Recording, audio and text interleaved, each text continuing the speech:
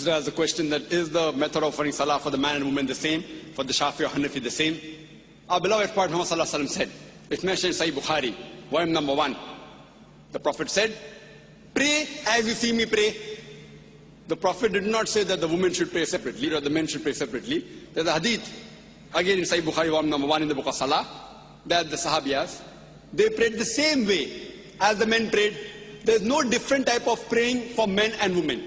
You should pray the same as the Prophet prayed, irrespective whether you're a man or a woman. I am aware that there are books available in the market, in India and throughout the world, of different schools of thought, that the style of praying for women is different because they are seen and the men is different. There is no such Sahih Hadith. For reply in Islam, always, your answer should be backed up with Quran and Sahih Hadith. Always, Quran and Sahih Hadith. So whenever you give reference, any scholar, let it be the biggest scholar in the world. If he gives the answer, there should be proof, quotation from the Quran and Hadith. Ask him for proof. Qul hatu burhanakum. Produce your proof in kuntum sadiqin. There is not a single Sahih Hadith. There is no verse in the Quran which says that the styles for offering salah is different for the men and women. I am aware that scholars of their own view, they said, okay, fine, because women should be protected, they should pray differently. These are their thinking. But the Prophet never said that. We should pray as the Prophet prayed. Regarding the style for offering salah, as the Hanefi style and the Shafi style, I am aware that it does differ. The Hanefis, they keep their hand below the navel. The Shafis keep their hand on the chest. They do takbir. They say Ameen loudly. Again, my first answer. On Sahih Bukhari, the Prophet said, in volume number 1 in the book of Salah, pray as you see me pray. And all the 4 Aimmas, Imam Shafi, Imam Ahmad ibn Hanbal, Imam Abu Hanifa, Imam Malik, all the great 4 Aimmas said that if you find any of my fatwa which goes against Allah and His Rasul, throw my fatwa on the wall. I am aware Abu Hanifa, may Allah be pleased with him. He was a great scholar, I respect him, I love him. People say that he said that when you offer salah, keep your hand below the navel. There's a hadith in Abu Dawud, if you read volume number 1, book of Salah, which says that the Prophet kept his hand below his navel when he offered salah, but this is a Zaif hadith.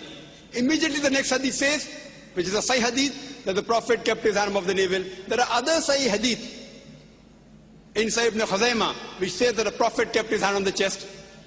So when there are Sahih hadith saying the Prophet kept on the chest, the hadith below the navel is Zaif. So the right way to offer salah, keep it on the chest.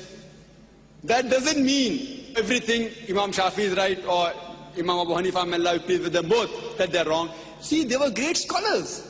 We respect them, they're great Aimmas. But we fail to realize that at that time, the hadith one compiled during the life of the Prophet, the Quran was compiled.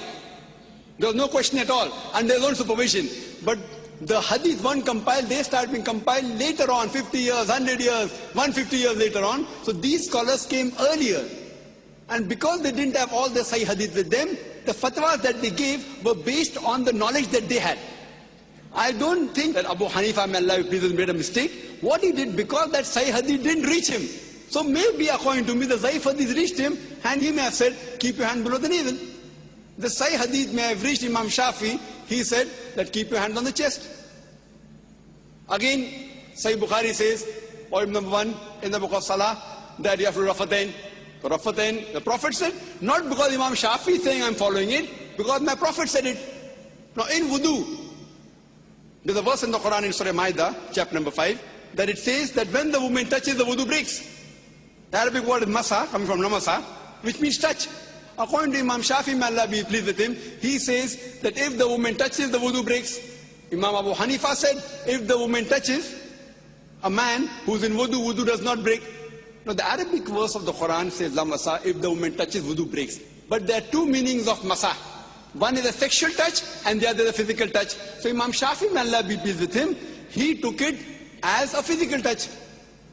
Imam Abu Hanifa, he took it as sexual touch. So both had a difference of opinion. But when you go to Sunnah Abu Dawud, volume number 1, in the hadith of Aisha, may Allah be pleased with her, the Prophet was in wudu, he kissed her. And the Prophet, without doing wudu again, went for salah. There's another hadith in Sahih Bukhari, in the book of Salah, volume number 1.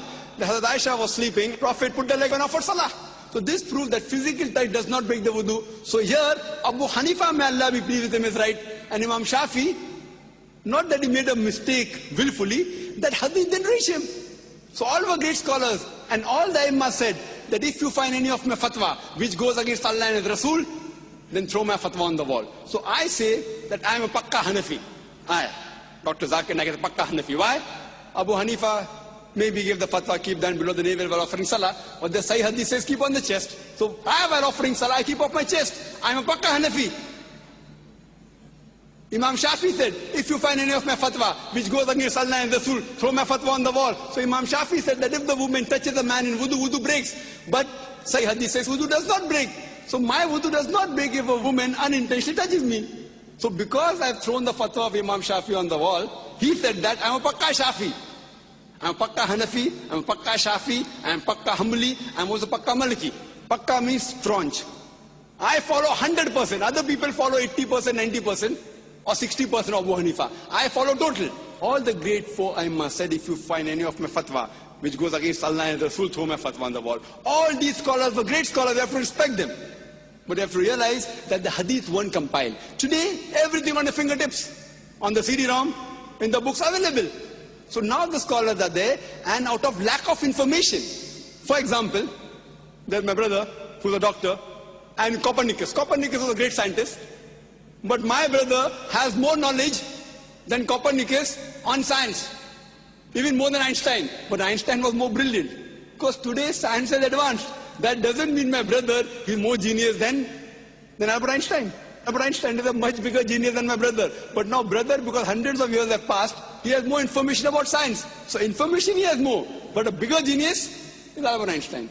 Isaac Newton, is Copernicus. But today, because science is advanced, we have the information with us. So those scholars were great genius. We love them, we respect them. But today the information has been compiled, so we have to realize, as Allah says in the Quran, in Surah Al-Imran, chapter number 3, verse number 103, وَاتَصِمُوا بِحَبْلِ اللَّهِ جَمِيعًا وَلَا تَفَرَّقُوا. Hold the rope of Allah strongly and be not divided. We should not divide ourselves into all sects. So the only way of offering salah is not Hanefi style or Shafi style or Maliki style, it is the style of the Prophet. And Imam Abu Hanifa, may Allah be pleased with him, Imam Shafi, may Allah be pleased with him, they told, if you find anything of my fatwa which goes against Allah and Rasul, throw my fatwa on the wall. So if you're a pakka Hanafi, you have to offer as the Sahih Hadith says. If you're a pakka Shafi, offer as what the Sahih Hadith says. Then you'll be following the true Islam. Hope that answers the question.